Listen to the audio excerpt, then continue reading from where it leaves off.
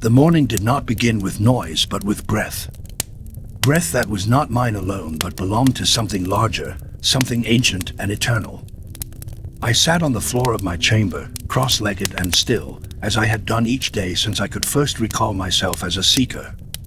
The stone beneath me held the chill of night, and the silence around me was not empty, but watchful.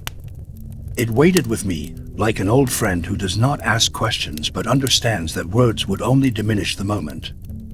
Light poured in through the latticework of my window, casting shifting patterns across the room.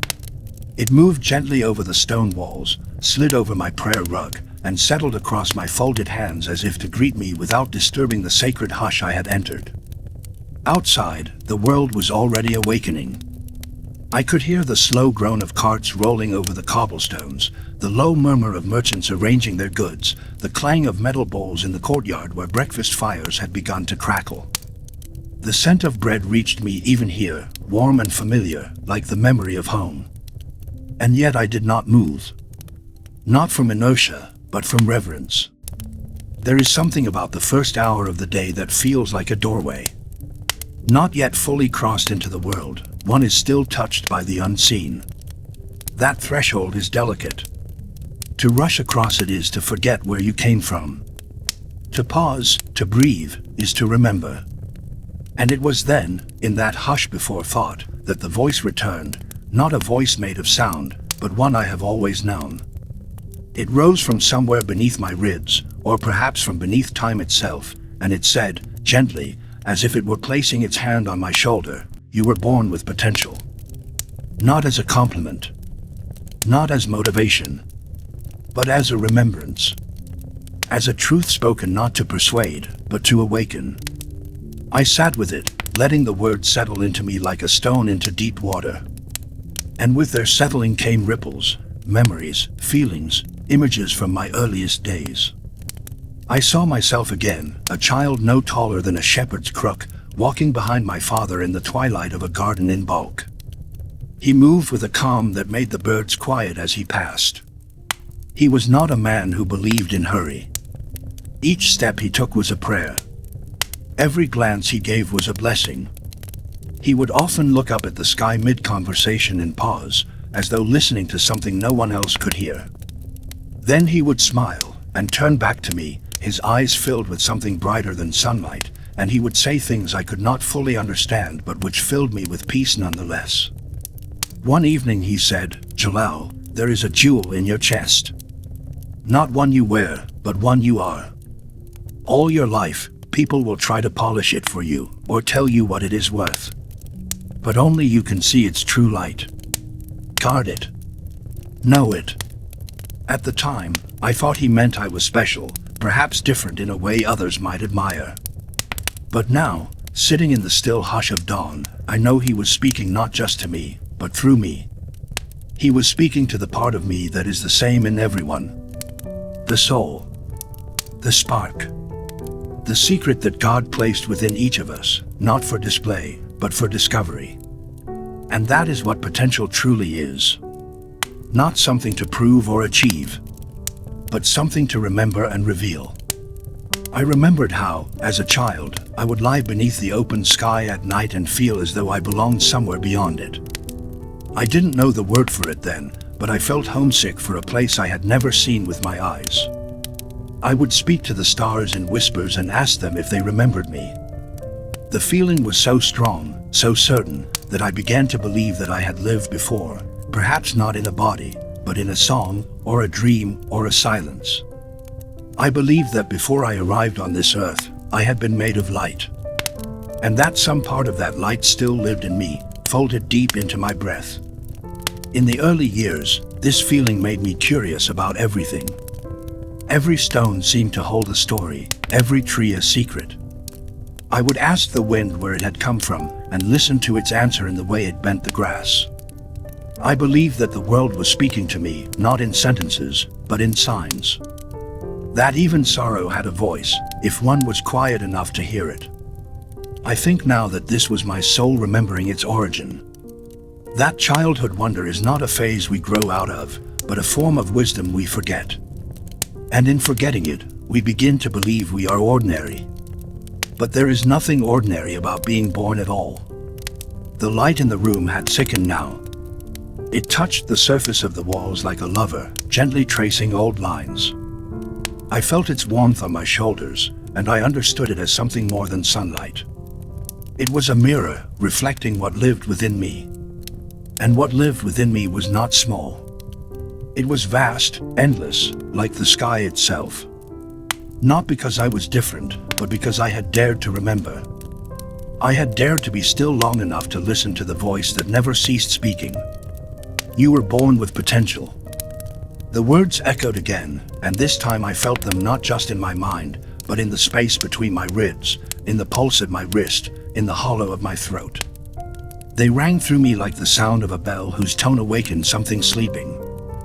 I understood then that I was not merely being reminded of something. I was being summoned. Called back to the place where my soul first danced in the light, where the blueprint of my being had been drawn not with ink, but with divine fire. I rose slowly, my limbs still soft from stillness. The world outside was now fully awake, busy and buzzing. But I stepped into it not as a man lost in its movement, but as one who remembered his center. I walked with the quiet certainty of one who carries a secret flame. And as I moved through the day, every person I met, every word I spoke, every breath I took, I carried that simple, sacred knowing like a lamp in the dark. You were born with potential. So was I. So were we all. Even now, as I sit in the calmness of reflection, I can feel the damp weight of that day pressing softly against the edges of my memory. The texture of the mud beneath my feet, the sharp scent of ozone before the rain broke open the sky, the way the apricot trees shivered in the wind as though they too were alive and feeling, all of it lives within me still, more vivid than the pages of any book I've read. That moment, so ordinary to those around me, unfolded inside my spirit like a sacred text written without ink. I was no older than 10, and the world still looked immense to me, not in its size, but in its meaning. Everything had depth.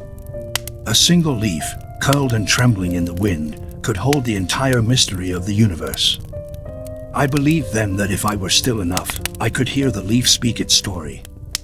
When the storm came, it didn't roar in but crept across the sky like a shifting mood.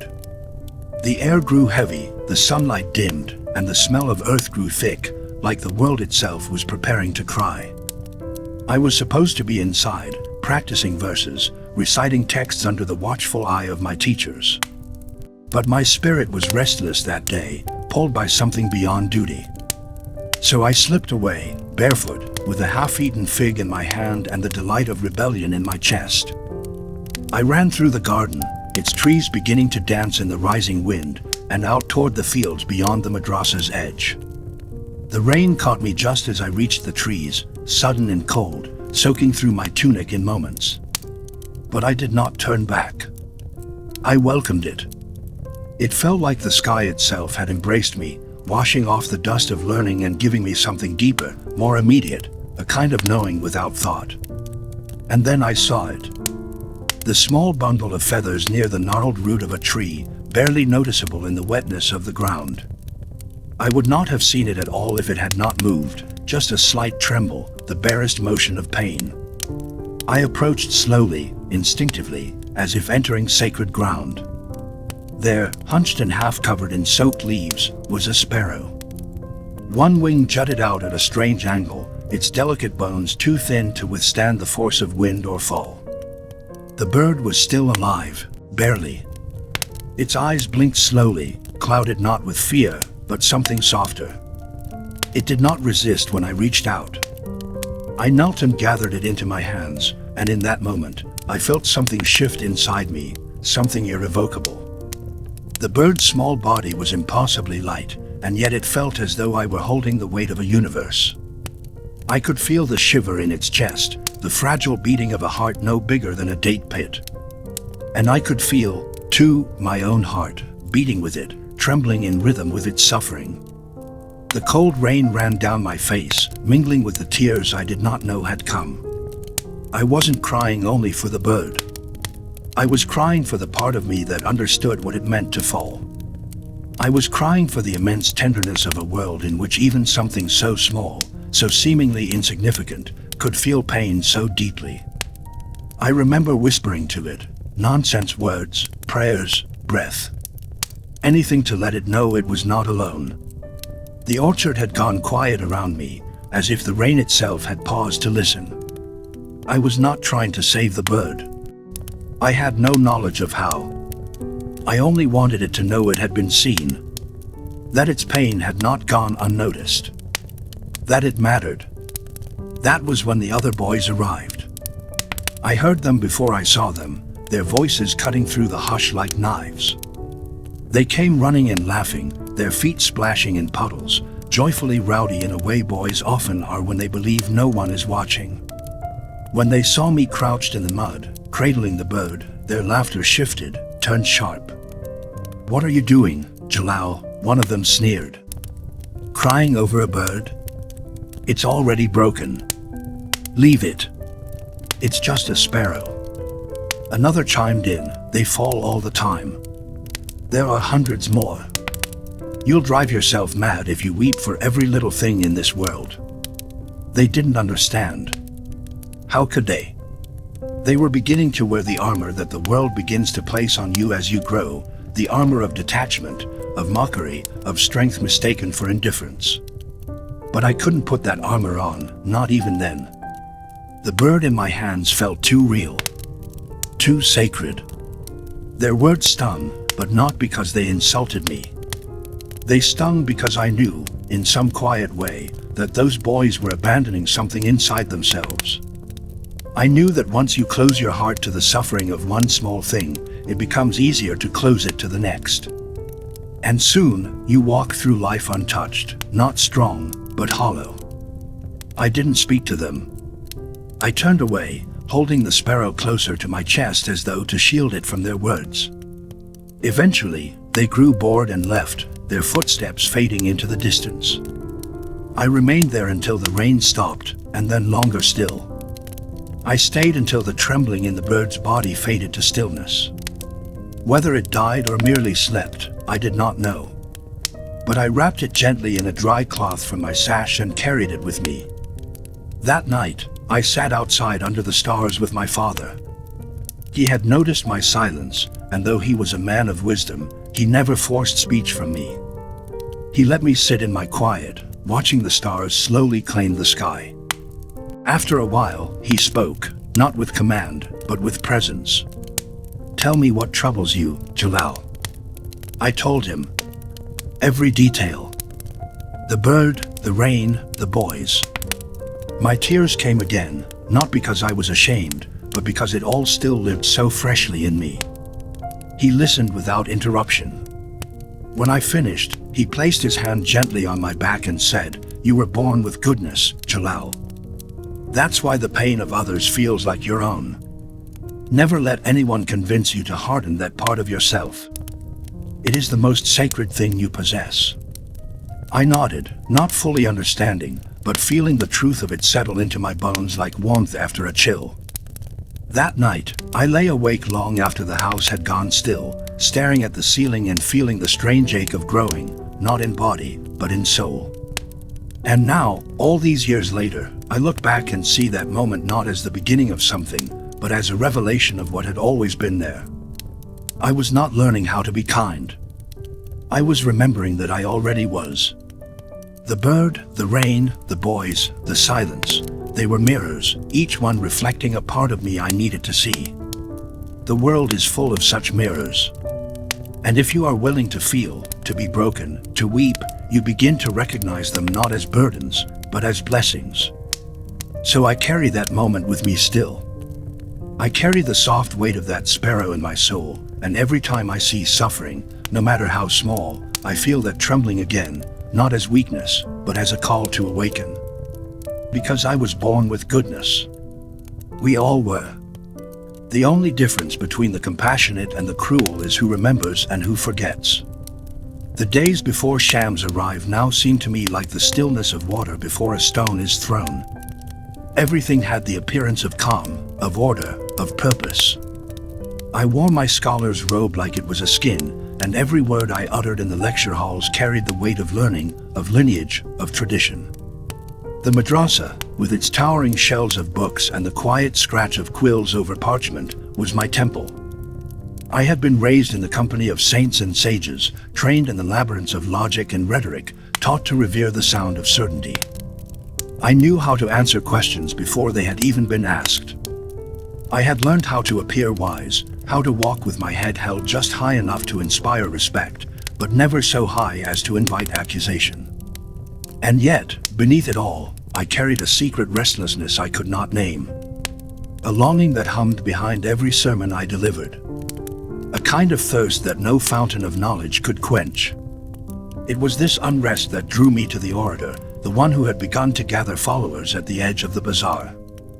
He was a spectacle, a man cloaked in brocaded silk, who spoke of constellations as if he had named them himself, who recited verses with dramatic flair and cast knowing glances toward the heavens as though in conversation with angels. At first, I watched him from the crowd, curious. Then, compelled by something between admiration and unease, I approached him with a question. I had thought my inquiry sincere, thoughtful, meant to deepen the conversation. But he heard it as challenge. He glanced at me, young, robed, serious, and dismissed me with a half-smile, the kind of smile that is a door being shut in silence. He turned away and continued his performance for the crowd. I walked away with fire in my chest, not anger at him, but shame. Shame that my question had been ignored, that my voice had been weighed and found lacking. More than that, I felt betrayed by something I couldn't name. I had been taught that truth welcomed inquiry, that the divine did not fear questions. But here was a man cloaked in spiritual authority, who saw inquiry as insolence. I remember walking the long corridor of the madrasa that night, hearing my footsteps echo off the stone, as if even the building were reminding me of my loneliness. I began to wonder, if those who spoke the most of truth could not bear its pursuit, then what had I spent all these years studying? And then, like a gust that bends a flame but does not extinguish it, Shams appeared. That courtyard afternoon lives in me with such vividness that I can still feel the warmth of the stone steps beneath me, the scent of jasmine floating on the edge of the breeze. We had been sitting after study, our voices loud with borrowed certainty, quoting verses, comparing interpretations, eager to be seen as young men of learning. When I spoke my doubt aloud, that I could not feel God in the voice of the orator, I did so more as a whisper to the sky than a statement for my peers. But the sky answered. He emerged from shadow, as though he had been stitched into it until that very moment, and walked toward us with the ease of someone who had nothing to prove. He was unlike any man I had met. His clothing was simple, dusty with travel. His sandals were worn. He carried no books, no scrolls, no beads, and yet he spoke as though he had read the deepest library of the soul. His eyes met mine and held me there, not with force, but with a gravity that pulled me inward. And when he spoke, his words did not enter my ears, they entered my bones. Truth, he said, is not something you discover like a coin on the road. It is something that finds you when you have emptied yourself of the need to look superior. The others looked away, uneasy. One excused himself to tend to a task that didn't exist.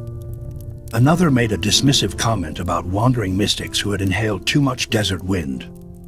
But I couldn't move. My feet were rooted. My breath shallow. I had heard many wise men speak before, but never had I been spoken to in this way, not to my mind, but to the secret part of me that had been hidden even from myself. I wanted to ask him who he was. I wanted to ask how he knew the exact ache I had been carrying for years. But before I could form a single question, he asked me, when was the last time you sat with your pain and did not try to solve it? I said nothing. The question disarmed me. I had been trained to confront pain with explanation, with doctrine, with argument. But here was a man telling me that pain was not a problem, but a teacher. He turned to go, and I followed him without meaning to, like a thread pulled toward the needle. We walked together in silence through the orchard outside the madrasa walls. He spoke occasionally, not to instruct, but to provoke the sleeping parts of me. He asked me what I feared. I said I feared being misunderstood. He asked, "And do you understand yourself?" I said I sought God. He asked, "Then why do you worship your thoughts about him more than the silence where he lives?" Every answer I gave was a stone he lifted, only to show me the soil beneath. I began to meet him daily. Not by arrangement, but by a kind of magnetic necessity. My mind resisted him. My pride flared. I tried to challenge him with philosophy, to trap him in theological intricacies. But he danced around them like wind around stone, never trying to win, only to awaken. "Jalal," he said once, "your mind is a beautiful cage. But even golden cages are still cages. Why do you not open the door and see if your heart can fly?" One afternoon, as we sat beside a pool of water under a fig tree, I confessed to him something I had never said aloud, that despite my learning, despite the respect I was beginning to command, I often felt like a fraud. I feared I had built my life around echoing the thoughts of others, that I had become a voice for things I did not truly feel. Sham said nothing for a long time. Then he leaned forward, cupped water in his hands, and let it fall. "The mind," he said, "holds on. The heart lets go. Which do you trust more?" I could not answer him that day. But his question has lived with me ever since. The transformation he began in me was not sudden. It was not a flash of light, but a slow, painful unraveling. He did not fill me with new ideas. He stripped away the ones that were false. He made space where silence could enter. He pulled me away from the stage and sat me before a mirror. And in that mirror, I saw not a scholar, not a teacher, not a rising star of the madrasa. I saw a man afraid to be seen without his knowledge. I saw a soul longing for something no verse could define. Shams did not stay in one place long.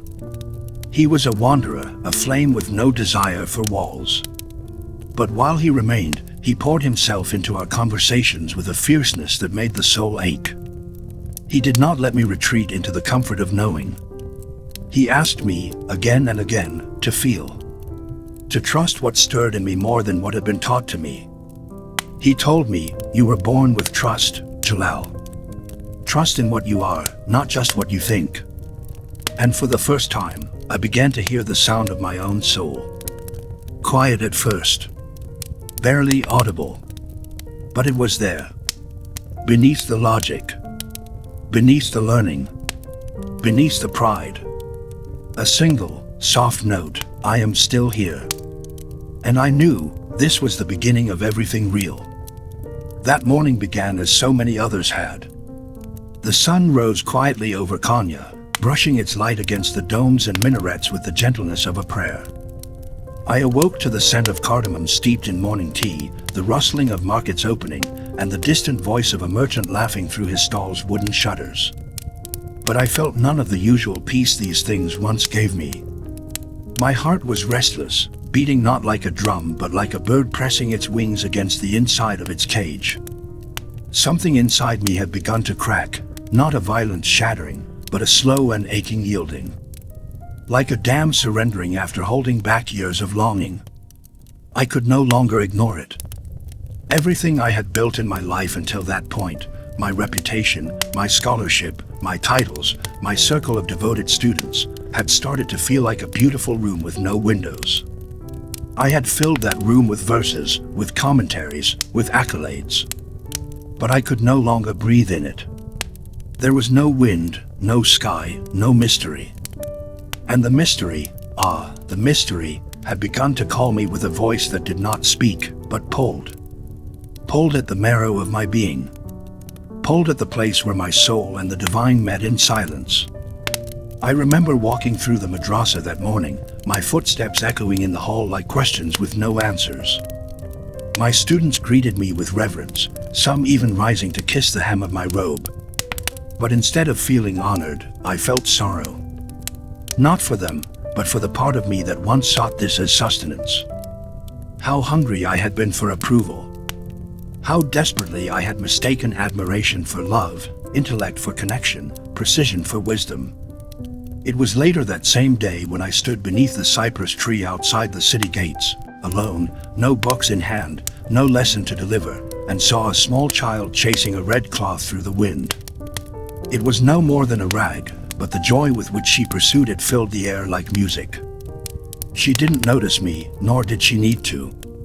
In her laughter, in her barefoot abandon, I saw something ancient, something truer than all the pages I had turned. That child knew something I had forgotten, that life was meant to be danced with, not controlled. That God could be found not just in grand cathedrals of thought, but in the flutter of a red cloth carried by the wind. When Shams found me that evening, I was sitting on the low wall outside the city, eyes heavy with the weight of an unspoken revelation. He did not greet me in the usual way. He simply sat beside me, close enough that our robes touched, and waited. I was silent for a long while. Then I said, without looking at him, "I don't know who I am anymore." He responded, "Then you are closer than you have ever been." His words were not a comfort. They were a sword. They cut through the last veil of my identity. I felt as though I had lost everything, and yet, paradoxically, had never been more alive. All that I had clung to, my image, my knowledge, my ideals, were being stripped away, and what remained was a raw, trembling presence. A presence I could not name, but which I now recognize as soul. That night I did not go home. I wandered the city as it slept, the moon walking above me like a companion. I stopped at the well near the mosque, leaned over its stone lip, and stared down into its black stillness. My reflection looked back, but it no longer wore the face I knew. I whispered into the dark, "What am I, if not these things I've built?" And the stillness whispered back, "You are what you have always been, what you were before the world gave you a name." The days that followed were not easy. My family began to worry. My students grew confused. Some tried to persuade me to return to the pulpit, to resume the teachings, to rewrap myself in the cloak of authority. But I could not. I had tasted something too real to pretend again. I found myself retreating into silence more often, drawn not to scripture, but to the spaces between the words. I would sit for hours with Shams, saying nothing, yet feeling as though entire volumes were being poured into my heart. He would sometimes speak, sometimes not. But his presence always asked the same unspoken question: are you willing to die to everything you think you are, in order to become what you were born to be?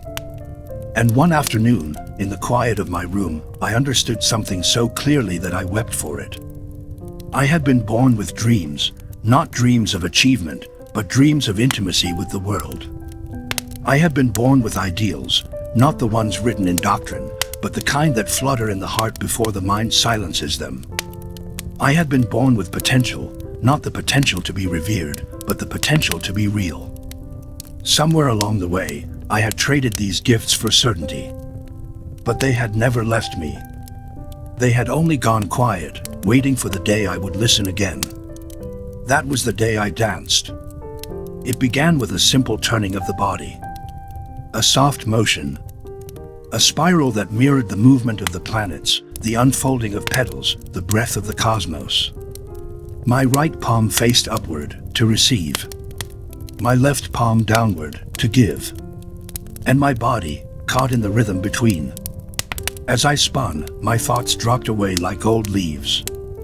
My fears peeled back like bark. I became less a man, more a flame. And in that turning, I touched something eternal. Something beyond names, beyond form, beyond even devotion. In the months that followed, I continued to turn. Not just in the dance, but in life. I turned away from status and toward humility. I turned away from form and toward essence. I turned away from knowing and toward being. And as I did, I discovered that the greatest wisdom is not found in the accumulation of answers, but in the willingness to stand still in mystery. There is a freedom that comes when you no longer need to be understood. When you no longer measure your worth by the reflection others offer you. When your compass becomes the inner pull of love, not the outer approval of society. That freedom is not loud. It is not celebrated. It is quiet. It is sacred. It is the soil from which truth grows. And so, my beloved, if you ask me now what it means to live a life of dreams and ideals, I will not hand you a definition. I will hand you your own heart and whisper, go there. Ask it what it remembers. And when it begins to sing, follow it, no matter where it leads. Because we were not born to repeat what we've been told. We were born to remember what we already are. The man I once was has become a shadow fading at dawn, and yet the echoes of his steps linger in the corridors of my memory. There was a time, not so long ago, when I believed that knowledge alone was the key to unlocking the mysteries of existence, that by gathering the wisdom of the ancients, by mastering the texts and traditions passed down through generations, I could forge an unbreakable path to the divine. I wore this belief like armor, proud of my learning, confident in my logic, secure in the fortress of reason I had built around myself. But like all walls, it was a prison as well as a sanctuary. The more I fortified my mind, the more my spirit grew restless, pressing against the bars I had forged with my own hands. This tension reached a breaking point in the days and months after Shams entered my life. His presence was like a roaring fire, uncontainable and unpredictable, burning away the dross of certainty and complacency I had accumulated. Yet his flame did not consume me. Instead, it revealed the embers beneath, the raw, trembling heart yearning for truth beyond words. He did not offer answers in neat packages, but thrust me into the wilds of my own soul where I had to learn to walk without a map. I wandered through this inner wilderness like a traveler lost in a vast desert, guided only by the faint glimmer of stars I had once dismissed as distant and indifferent. It was during these wanderings that the world around me began to change, not because it had altered, but because my eyes were finally open to its secret life. The dust beneath my feet was no longer just dust, it was the remains of ancient seas, the earth's own story written in grains. The wind was not just air, it was the breath of the beloved moving invisibly through all things. Every leaf, every stone, every crack in the wall whispered of the divine mystery enfolding the world. I remember, with a clarity that makes my heart ache even now, a day when I stood beneath an ancient olive tree on the outskirts of a village. The air was heavy with the scent of earth and ripe fruit. I watched a colony of ants marching tirelessly across the cracked path, carrying morsels far larger than themselves. Their silent, ceaseless labor was a hymn of devotion I had never heard in any mosque or madrasa.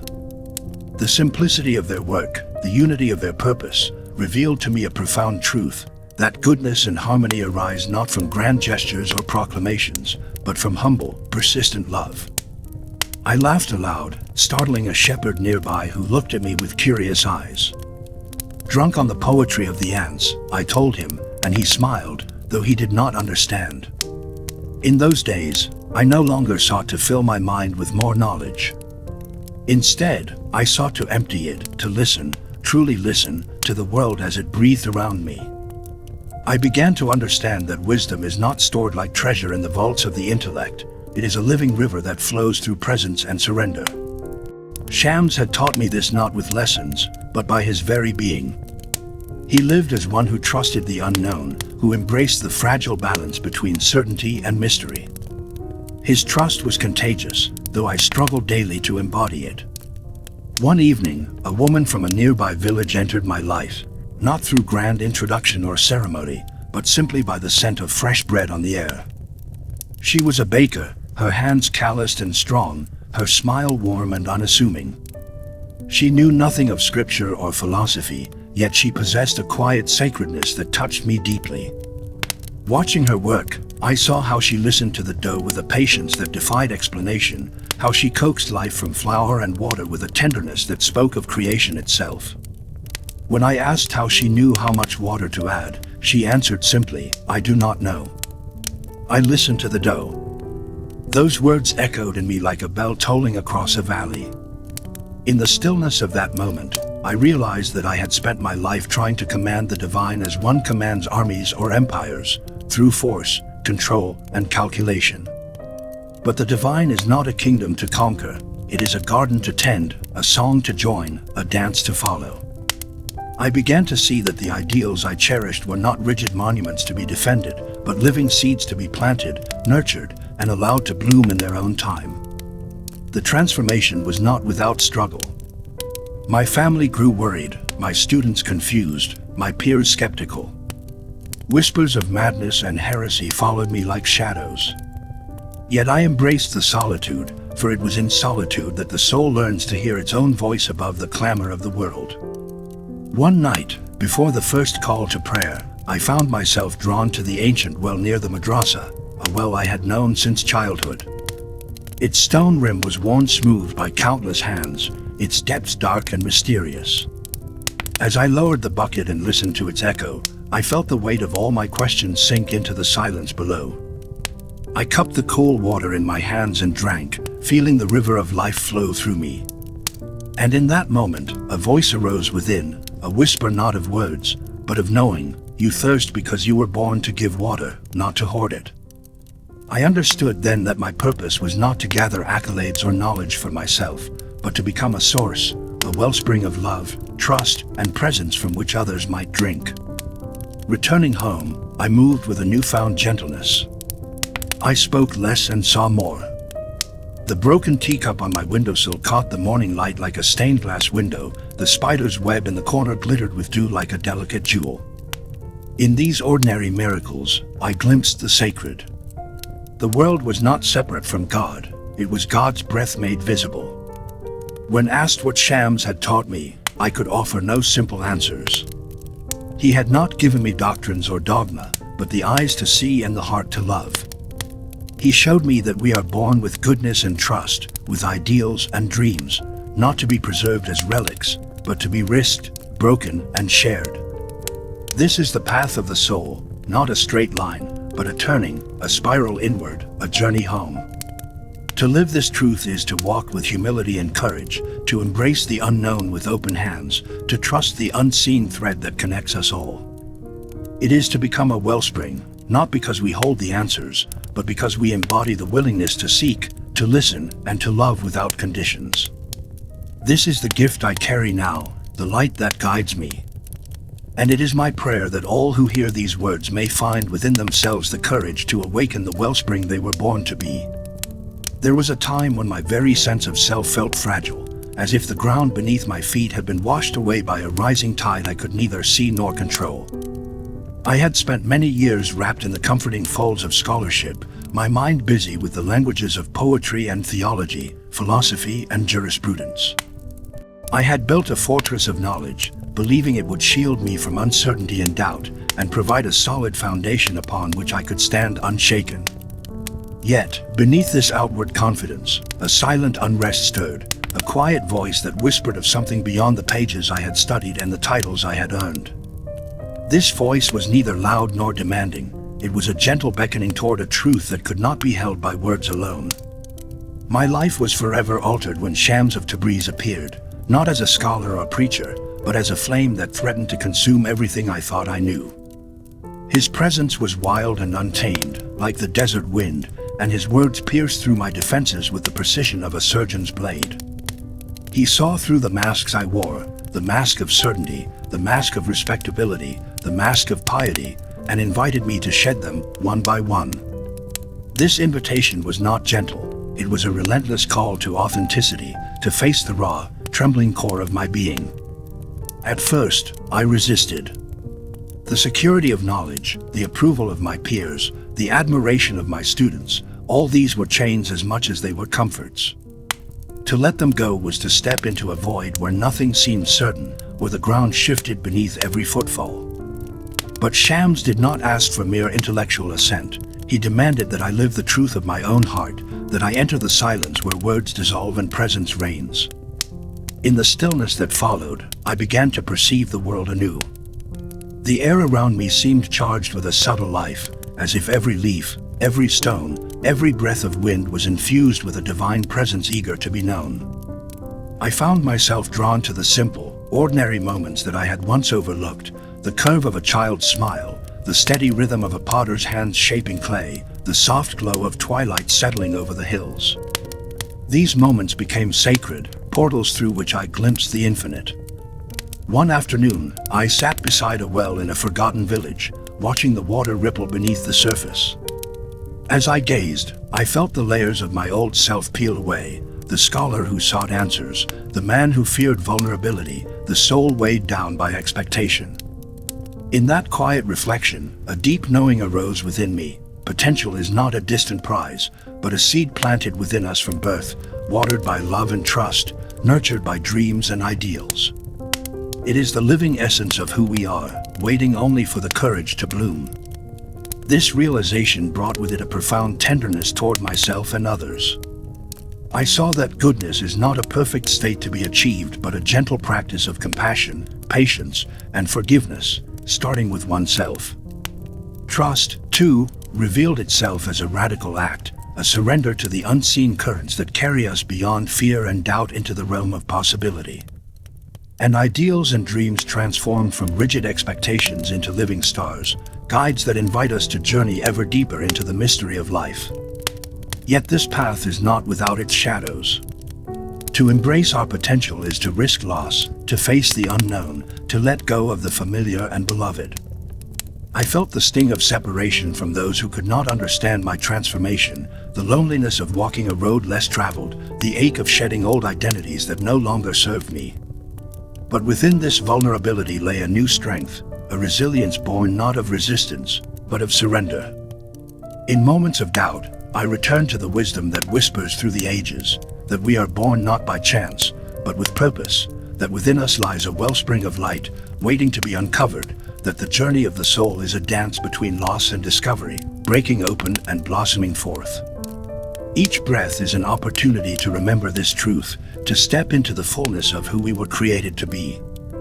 And so, I continue to walk this path, sometimes stumbling, often uncertain, but always guided by the quiet flame of potential that burns within. It is a flame that asks nothing but our willingness to be present, to love, to dream, and to trust that, no matter the storms we face, we are forever held in the embrace of the beloved. This is the sacred gift of our birth, the infinite possibility that we carry, the goodness we embody, the trust we extend, and the dreams that call us onward, ever onward, toward the horizon of our true becoming. There was a profound moment in the unfolding of my journey when the very foundation of what I believed about strength and goodness began to shift beneath me, like the earth trembling softly before a great storm. For many years, I had held ideals tightly, standards of virtue, visions of what the soul ought to be, hopes for how the world should unfold.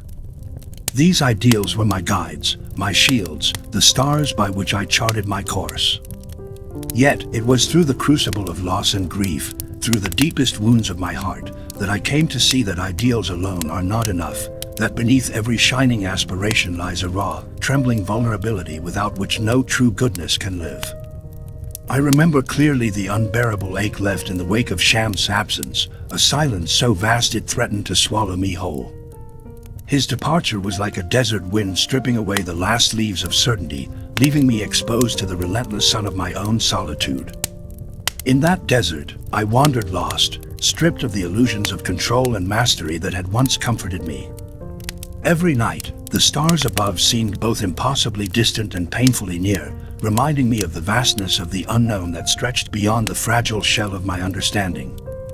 And yet, it was in that very space, the emptiness carved by loss, that the deepest teachings began to take root. I learned that to be truly good, to embody trust and to live by ideals that are worthy, one must first be willing to face the trembling heart that aches beneath them. Goodness is not a polished statue, gleaming and unblemished, but a living flame that flickers and dances in the winds of suffering and joy alike. It is born not in the absence of pain, but in the courageous willingness to keep the heart open even when it is bruised and broken. To trust is not to walk blindly into comfort, but to lean into the unknown, hands outstretched, eyes wide with the vulnerability of a child learning to stand for the first time. I remember nights when the weight of sorrow pressed so heavily upon me that sleep fled, and I sat alone in the quiet of my chamber, tears flowing like rivers carved by years of longing. In those moments, I grappled with the paradox that has challenged all seekers before me, that the heart's greatest wounds are also the gateways to its deepest wisdom and compassion. The pain of separation, the sting of betrayal, the gnawing emptiness of absence, they are not curses but invitations to a more expansive love, a love that embraces imperfection and brokenness as sacred. This path was neither smooth nor swift. There were days when despair whispered that the journey was too hard, that the wounds would never heal, that trust was folly. Yet, within the darkest nights, I glimpsed a flicker of light, a fragile thread woven through the fabric of my being that beckoned me onward. It was the quiet call of the soul's resilience, the ancient knowing that even the shattered heart can become a vessel for grace. Slowly, I began to understand that vulnerability itself is a form of strength, a courageous surrender that allows life to flow through us more fully. As I embraced this vulnerability, my understanding of ideals transformed. No longer were they rigid laws etched in stone, but living, breathing lights that guide us with gentle persistence. They teach patience, for growth is slow and often painful. They remind us to hold our visions lightly, aware that clinging too tightly can suffocate the very dreams we cherish. Ideals invite us to a dance of surrender and striving, where we honor the journey as much as the destination. Trust, too, deepened into a wellspring within me, not a fragile thread easily broken by fear, but a well of quiet faith drawn from the depths of experience. This trust is a radical act, a choice to believe in the unseen goodness that undergirds existence even when evidence seems lacking. It is the trust of the seed buried in darkness, of the night that yields to dawn, of the soul that remembers it is held even when it cannot see the hand that holds it. One afternoon, as I walked through the bustling streets of Konya, surrounded by the clamor of daily life, I felt a profound stillness settle within me. Faces passed by, young and old, joyful and weary, each carrying their own stories of love and loss, hope and despair. In each, I saw a reflection of my own journey, the wounds borne with quiet dignity, the dreams kept alive through struggle, the trust that whispers beneath even the loudest chaos. It was here, amidst the ordinary lives of others, that I recognized the truest expression of goodness, not as grand gestures or proclamations, but in the simple acts of presence, kindness, and compassion that bind us together in our shared humanity. That evening, beneath the vast canopy of stars, I sat in solitude and offered a prayer, not for relief from pain, but for the courage to remain open, to trust the unseen path, to hold the light of my dreams even when darkness surrounds. I realized then that this is the sacred spiral of the soul's journey, a dance between breaking and healing, loss and renewal, vulnerability and strength. To live fully is to embrace this dance, to become a vessel through which the divine mystery flows, shimmering with the light born of wounds that have been transformed by love. And so I continue to walk this path, not with the certainty of arrival, but with the humble grace of one who knows that every step is both an ending and a beginning. I carry within me the sacred truth that we were born not only with potential and dreams, but with the strength to carry the wounds that shape us into who we are meant to become. In this carrying, this opening, we find the deepest expression of our humanity and the clearest reflection of the divine dance that moves through all creation. There came a time when the fragile threads of my earlier awakenings began to weave together into a tapestry far richer and more complex than I had ever imagined. It was not a sudden revelation, but a slow unfolding, like dawn gradually spilling its light across the horizon, revealing the subtle colors and textures hidden in the darkness of night. I began to see that the potential, goodness, trust, ideals, and dreams I carried were not isolated gifts, but intertwined strands of the same sacred fabric that made up my very existence. Each one shaped the other, each one calling me to a deeper engagement with life, with love, and with the divine. This deepening awareness did not come without challenge. The journey inward is often marked by moments of doubt and confusion, when the path ahead blurs and the weight of our own contradictions presses heavily upon us. I remember long nights when I wrestled with the gap between who I believed I was and who I yearned to become, the chasm between my ideals and the messiness of my daily life. It was a humbling process, stripping away pride and pretense, revealing the raw edges of my humanity. Yet, within this vulnerability, I found a new kind of strength, not the brittle strength of stubbornness, but the resilient strength of humility and surrender. I learned that potential is not a promise of perfection, but an invitation to become fully alive, to engage with the world not as a passive observer, but as a willing participant in its unfolding mystery. This meant embracing both light and shadow within myself, acknowledging my fears and flaws alongside my hopes and virtues.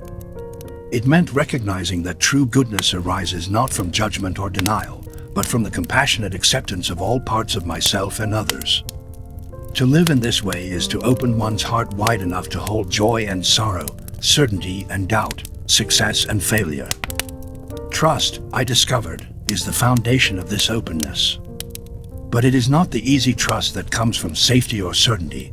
It is a daring trust, forged in the fires of experience and loss. It is the trust that the divine presence moves in ways beyond our understanding, that every moment, no matter how painful or confusing, is a step along a sacred path. This trust allows us to release the illusion of control and to meet life with courage and grace, even when the future is shrouded in mystery. As I moved deeper into this way of being, my dreams transformed. No longer distant fantasies or ambitions, they became living visions, calls from the soul that guided me through the complexity of existence. These dreams were not always easy to follow. They asked for sacrifice, for patience, for the willingness to let go of familiar comforts and step into uncertainty. But they also brought immense joy and a sense of purpose that transcended personal gain. To dream in this way is to dance with the divine, to participate in the creation of something greater than oneself. I recall a particular morning when, after a night of restless contemplation, I walked through the gardens near my home. The air was thick with the scent of jasmine and rose, and the first light of dawn painted the sky with hues of pink and gold. As I moved among the blossoms, I felt a profound sense of connection, not only to the beauty around me but to the eternal presence that animates all life. In that moment, I understood that the gifts I had been given, the potential, goodness, trust, ideals, and dreams, were not meant to be hoarded or hidden but shared freely, like the fragrance of the flowers carried on the wind. This sharing is both a challenge and a blessing. To open oneself to others with authenticity requires vulnerability and courage. It means risking rejection and misunderstanding, facing the judgments of a world that often values power and control over compassion and openness. Yet, it is through this giving of ourselves that the true power of our gifts is revealed. We become channels through which the divine flows, mirrors reflecting the light that dwells within each soul. In the quiet moments of prayer and meditation, I often contemplate the delicate balance between holding fast to these gifts and allowing them to evolve. Just as the river must flow freely to remain alive, so too must our potential and dreams be flexible, adapting to the changing currents of life. Clinging too tightly can suffocate growth, while letting go too easily can leave us adrift. The wisdom lies in learning when to hold on and when to surrender, guided by the inner voice that speaks softly yet surely. Through this ongoing dance, I have come to see that the journey of becoming is not a solitary endeavor but a shared pilgrimage. We are bound together by the threads of our common humanity and our shared longing for meaning and connection. Each person's path is unique, yet intertwined with the paths of others, creating a vast and intricate tapestry of love and transformation. And so, I walk forward with a heart open and aware, embracing the fullness of life's gifts and challenges. I cherish the potential that stirs within me, the goodness that seeks expression, the trust that sustains me through uncertainty, the ideals that inspire me to grow, and the dreams that call me onward. In this embracing, I find not only my own true self but a reflection of the eternal dance of creation, a dance that invites us all to participate with grace, courage, and love. But as I look deeper, I see now how this dance demands continual effort and devotion. It is not enough to merely acknowledge these gifts once and rest in their comfort. The soul's journey is a constant tending, like a flame that must be fed with care, or a garden that needs regular watering and weeding. Every day offers new challenges, new temptations to close the heart, to retreat into fear or judgment, to forget the sacredness of our shared humanity. I have felt the sting of despair when the world's cruelty seemed overwhelming, when the weight of injustice and suffering pressed so heavily that hope felt like a fragile candle flickering in the wind. Yet, even in those darkest moments, the call returns, persistent and unwavering. The whisper that says, "Rise again. Open once more. Trust the unfolding." It is a call to embody the very gifts I speak of, to live them not as abstract ideas but as daily acts of courage and love. To see every encounter as an opportunity to practice goodness, every failure as a lesson in humility, every fear as an invitation to deeper trust. I recall a time when a stranger's harsh words threatened to close my heart. The instinct was to recoil, to shield myself with anger or silence. But something deeper stirred within, a remembrance of the potential for compassion that dwells in even the most wounded souls. Instead of retreating, I chose to respond with gentleness, to offer a smile and a blessing. The transformation was subtle but profound. Not only was the moment of tension diffused, but a new thread of connection was woven into the fabric of our shared existence. In this, I saw clearly how the gifts I carry are not mine alone, but gifts meant to be extended outward, rippling like stones cast into a still pond. This understanding brings me to a place of profound gratitude. For the potential within me that refuses to be dimmed, for the goodness that seeks expression even in imperfection, for the trust that anchors me amid life's storms, for the ideals that inspire growth rather than judgment, and for the dreams that breathe life into each new day. These gifts are my compass and my refuge, my challenge and my blessing. As I continue this journey, I hold fast to the truth that we were all born with these gifts, not as burdens, but as the very essence of our divine inheritance. It is my deepest prayer that all who walk this path may come to know their own sacred potential, to trust in their own goodness, to nurture their ideals, and to dream boldly and bravely. For in doing so, we participate in the eternal dance of creation, weaving light into the world and becoming ever more fully who we were born to be. There was a moment, quiet yet profound, when I realized that the ideals and dreams I had carried so fervently were not meant to be destinations fixed in time, but living, breathing journeys, ever unfolding, shifting like the ripples upon a still lake stirred by the softest breeze. I understood then that to cling too tightly to an idea of who I ought to be or what I should achieve was to cage the very spirit I sought to free. Instead, the path invited me to a dance of surrender and embrace, a continual letting go and reaching out, a weaving of patience and daring that asked for both trust and resilience. This dance was neither smooth nor predictable. It carried with it the weight of countless moments when my heart faltered, times when the gulf between my highest aspirations and my flawed, human reality yawned wide and threatened to swallow me whole. Yet, within this tension, I discovered a sacred space where growth and grace converged. It was here that I learned the humbling truth, that every ideal I held was both a beacon and a challenge, illuminating the way forward while reminding me of my own imperfection. To walk this path was to embrace the paradox of being both student and teacher, seeker and found, broken and whole. In the soft dawn light of many mornings, would sit alone beneath the ancient trees, their roots deep in the earth, their branches reaching toward the heavens. Their steady presence became a metaphor for the journey itself, grounded yet aspiring, rooted yet free. Watching the slow unfurling of new leaves, the cyclical rhythm of seasons, I felt a kinship with the natural world's patient unfolding. Just as the tree does not resist the shedding of its old leaves but lets them fall away to nourish the soil for new growth, so too must I learn to release what no longer serves me, to trust in the wisdom of cycles, and to welcome transformation with open arms. This willingness to let go was not an easy lesson. I had clung to my dreams with desperate fervor, fearing that release meant loss or failure. But gradually, I came to understand that true freedom lies not in possession, but in surrender, the surrender to life's mysterious currents that carry us beyond the limits of our own making. Each time I loosened my grip, I found that what remained was more vibrant, more alive, and more deeply connected to the essence of who I am. The process of shedding old layers brought both sorrow and joy. There were moments of grief for paths left behind, for hopes deferred, for the comfort of certainty now exchanged for the wild unknown. Yet alongside the sorrow blossomed the deep gratitude for the lessons learned, the strength gained, and the expansive space created for new dreams to take root.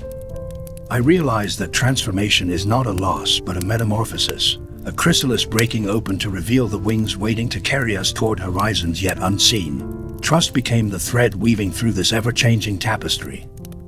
It was trust in the unseen hand guiding the journey, trust in the resilience of the spirit, trust in the goodness that pulses beneath the surface of struggle and doubt. This trust allowed me to face each day with a heart open to possibility, a mind willing to learn, and a soul eager to grow. It was a trust that did not guarantee ease or success, but promised presence and grace amid whatever trials came. I recall a time when I stood on the edge of a vast valley at sunset, the sky aflame with colors both fierce and gentle. The grandeur of the moment humbled me, reminding me of the vastness beyond my own concerns and the mystery that enfolds all life. In that stillness, I felt the presence of the beloved whispering through the wind, an invitation to surrender more deeply, to release resistance, to embrace the flow of becoming with courage and love. In my encounters with others, I saw this same dance reflected back, faces marked by struggle and hope, hands weathered by labor and tenderness, eyes bright with dreams both realized and deferred. Each person carried within them their own journey of release and embrace, loss and renewal. In witnessing their courage, I found renewed strength for my own path, a reminder that we walk not alone but hand in hand, woven together in the great fabric of existence. Through these reflections, I came to cherish the beauty of impermanence and the grace of transformation. I learned that to be truly alive is to be willing to shed what no longer serves, to embrace the unknown with an open heart, and to trust that each ending is but a new beginning in disguise. This understanding deepened my compassion for myself and others, inviting me to hold both joy and sorrow with gentle hands and to walk the path with humility and hope. As I continue this journey, I carry with me the sacred truth that our ideals and dreams are not static monuments but living rivers, flowing, changing, shaping the landscape of our lives in ways both seen and unseen. To honor them is to honor the dance of life itself, a dance of release and reception, breaking and becoming, surrender and rising. In this dance, we find the freedom to become more fully who we were born to be, expressions of the infinite, reflections of the divine, and bearers of light in a world ever in motion. Yet this dance is not only personal but profoundly communal.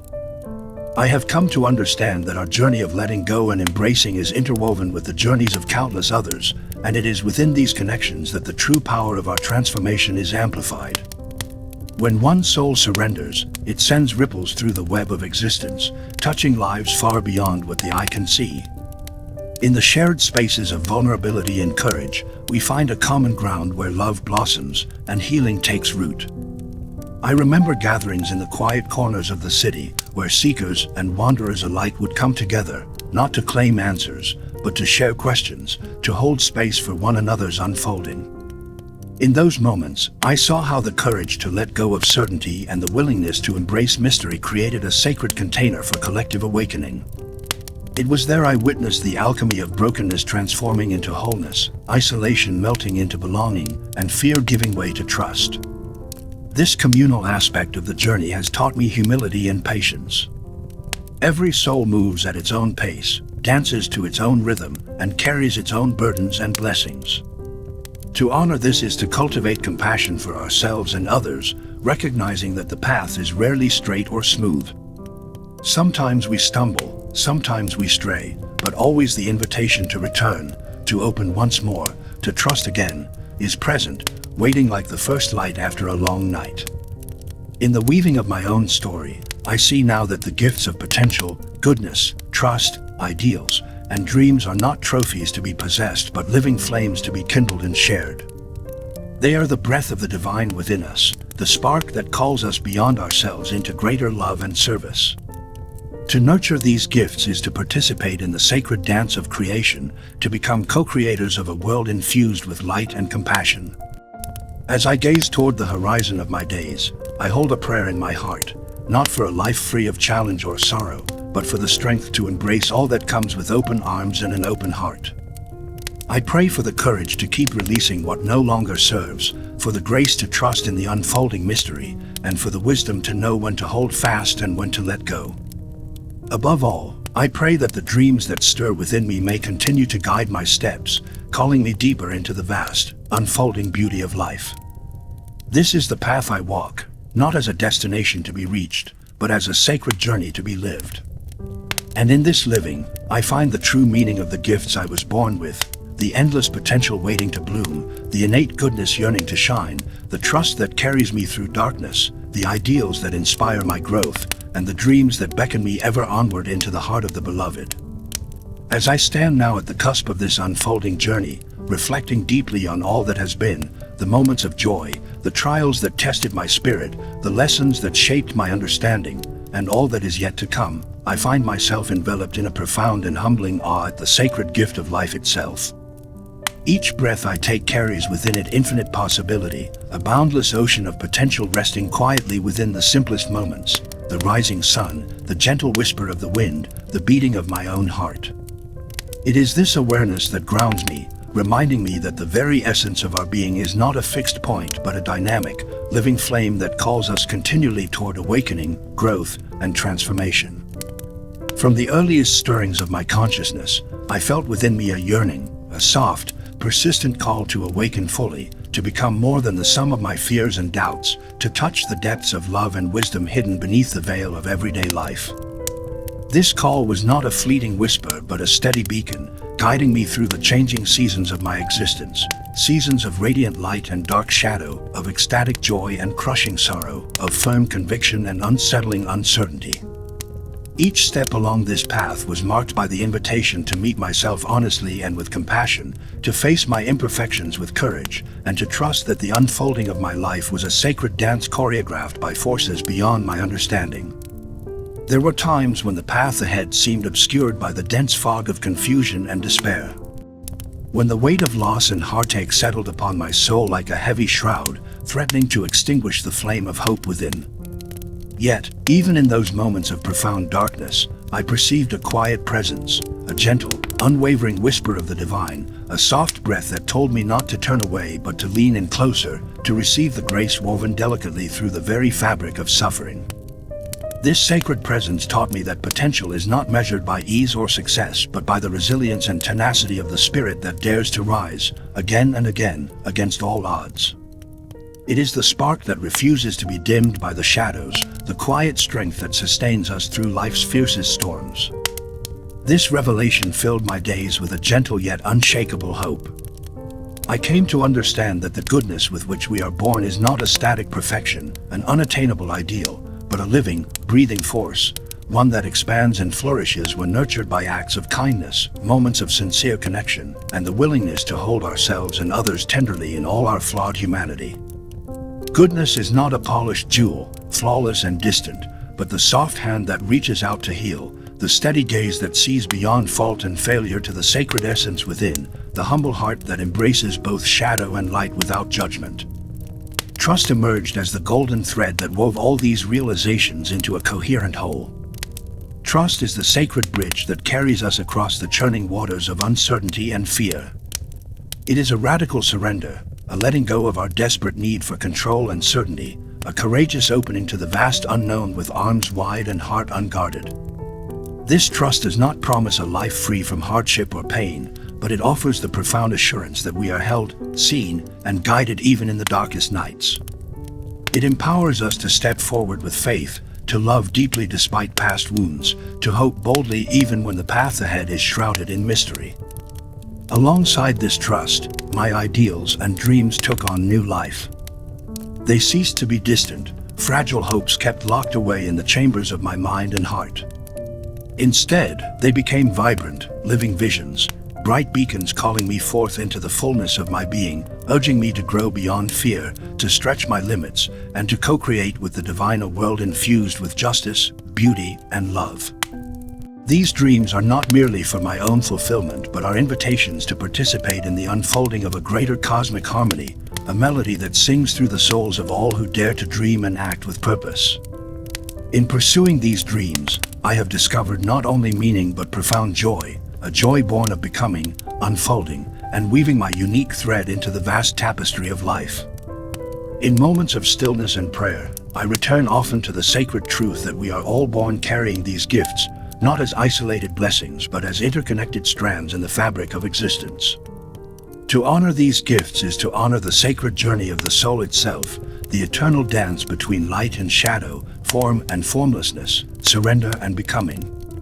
It is a call to live with openness and courage, to be willing to fall and rise, to love fiercely and forgive freely. This path is not for the faint-hearted. It requires a brave heart and a steady spirit, yet it offers the richest rewards, the discovery of our deepest selves and the radiant expression of the divine through our lives. This journey, I have come to see, is not walked alone. We are threads woven tightly into a vast, intricate web of relationships, each soul intertwined with countless others, forming a living mosaic of shared joys and sorrows, hopes and fears. In this communal dance, the true power of transformation is magnified. When one heart opens, it sends ripples far beyond what we can perceive, touching lives and sparking awakenings in ways both subtle and profound. It is within this sacred communion, this coming together in vulnerability and strength, that love flourishes and healing unfolds. I recall gatherings in quiet spaces where seekers, wanderers, and lovers of truth gathered not to boast of certainty but to share their struggles and aspirations, to listen deeply and hold each other with compassionate presence. In these circles, I witnessed the alchemy of brokenness becoming wholeness, isolation melting into belonging, fear softening into trust. These moments revealed the profound truth that our individual journeys are threads in the larger pattern of collective awakening, that our courage lights the way for others, and their courage sustains ours. Such understanding has taught me humility and patience, recognition that each soul moves at its own pace, dances to its own rhythm, and carries burdens known only to itself. To honor this diversity is to cultivate deep compassion, to refrain from judgment, and to offer gentle encouragement.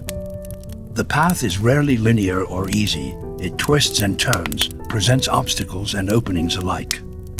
Sometimes we falter, sometimes we stray, yet always, the invitation remains, to return, to open anew, to trust once more the unfolding mystery. Within the weaving of my own story, I see clearly now that the gifts of potential, goodness, trust, ideals, and dreams are not trophies to be possessed or accolades to be earned, but sacred flames to be nurtured and shared. They are the breath of the divine within us, the spark igniting the eternal dance of creation. To tend these flames is to participate in the ongoing miracle of life, to become co-creators in a world hungry for light, love, and justice. Looking forward, I carry with me a heart overflowing with gratitude for the blessings and challenges that have shaped me, for the teachers, friends, and strangers who have illuminated my path, and for the infinite horizon of possibility that stretches before. I am humbled by the understanding that this sacred journey has no final destination, no ultimate arrival, only continual awakening, infinite unfolding, and ever-deepening love. So I embrace my birthright with reverence and joy. I honor the potential that stirs within, the goodness that seeks expression in every act of kindness, the trust that carries me through uncertainty, the ideals that inspire growth beyond comfort, and the dreams that light my way through darkness.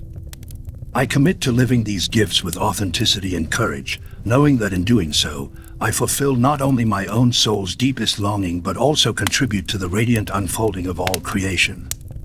This is the essence of our shared humanity and divine inheritance, that we were born not merely to exist, but to awaken fully, not simply to survive, but to love deeply and shine brightly, not only to dream, but to breathe life into those dreams. In this knowing, I find my greatest peace and hope, that each of us may walk this path with open hearts and steady steps, becoming ever more fully the luminous beings we were born to be, and together weaving a world of light, compassion, and boundless love for generations yet to come.